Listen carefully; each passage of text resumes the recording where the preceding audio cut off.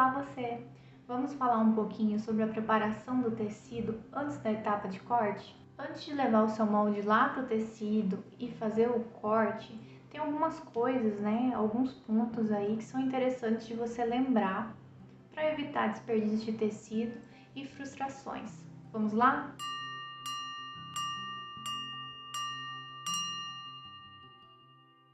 Antes de posicionar seu molde, riscar ou alfinetar, certifique-se se o tecido tem falhas na trama, manchas, diferenças de tonalidade ou outros defeitos. Isso aconteceu recentemente aqui no canal, no vídeo da bombacha.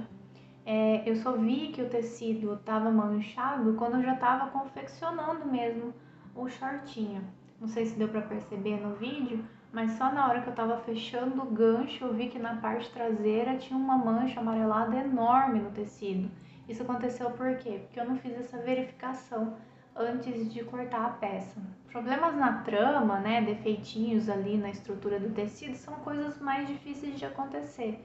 Agora, sujeira é uma coisa bem comum. Vai dizer que você já não foi lá na loja de tecido e um vendedor abriu, né, o rolo de tecido, jogou o tecido pelo chão ou acabou pisando em cima de alguma pontinha, né, de tecido. Então isso acontece. Então é melhor estar atenta, observar bem o tecido e ver se não tem nada de errado antes de cortar. Se você corta, né, o tecido ali com uma mancha, pode prejudicar teu encaixe, por exemplo, e o tecido que você comprou já não dá. Então a melhor coisa é fazer essa verificação, né, no lugar bem iluminado antes da etapa de corte.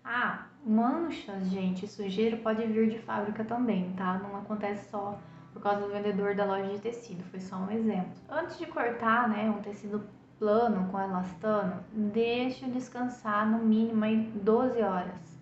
Quando a gente armazena tecido em rolo, o tecido tende a esticar. O descanso vai permitir que essas fibras, né, voltem ao lugar, que tudo ali se encaixe novamente. Se você estiver trabalhando com tecido de fibras naturais, como algodão, linho, viscose, lembre-se da encolha. Esses fios, após, né, os primeiros contatos aí com a água, eles vão encolher.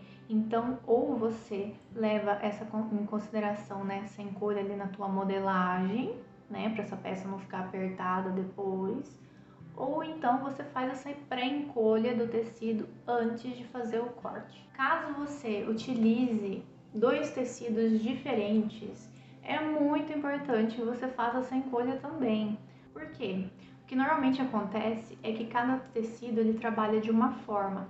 Então pode acontecer, né, de você, por exemplo, usar dois tricolines aí diferentes e quando você lavar, cada um se comportar de um jeito. Então um pode diminuir mais que o outro e vai repuxar. Então a melhor coisa é sempre você fazer essa pré-encolha, né? Quando a gente faz peça pra gente mesmo, eu acho bacana até lavar o tecido antes do corte. Eu sei que tem gente que não gosta, mas eu acho interessante fazer essa higienização do tecido. Agora, quando a gente está fazendo peça para os outros, há outras coisas a serem analisadas. Por exemplo, se a quantidade de peça for grande, né, esse processo de encolha torna-se inviável. Além disso, também encolher ou higienizar o tecido leva tempo. Então é um serviço a mais, né, para quem costura. No mínimo, né, caso você faça esse tipo de serviço, você tem que elevar um pouquinho o valor do seu trabalho. Depois do tecido pré-encolhido e higienizado, a gente passa para a próxima etapa, que é a etapa de passadoria. Leve seus moldes a um tecido passado, lisinho, sem rugas. Essas rugas, elas podem prejudicar o teu corte e até, né, entortar as peças depois de prontas. Às vezes, a marca da dobra central do tecido é mais difícil de ser eliminada.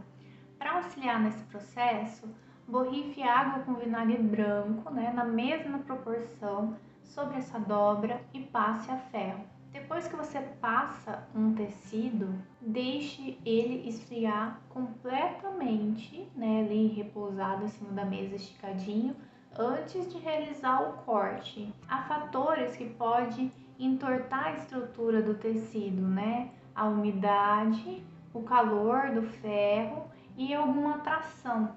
Então a melhor coisa é passeie a ferro, né, seja molhando esse tecido ou até mesmo com ferro a vapor, deixe esse tecido esfriar completamente, né? E também secar, caso você tenha usado vapor, deixe ele ali repousando para depois realizar a etapa de corte. Prontinho, agora sim, agora você pode vir com seus moldes e posicioná-los no tecido.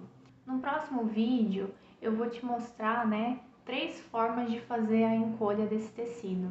Te espero lá. Tchau, tchau!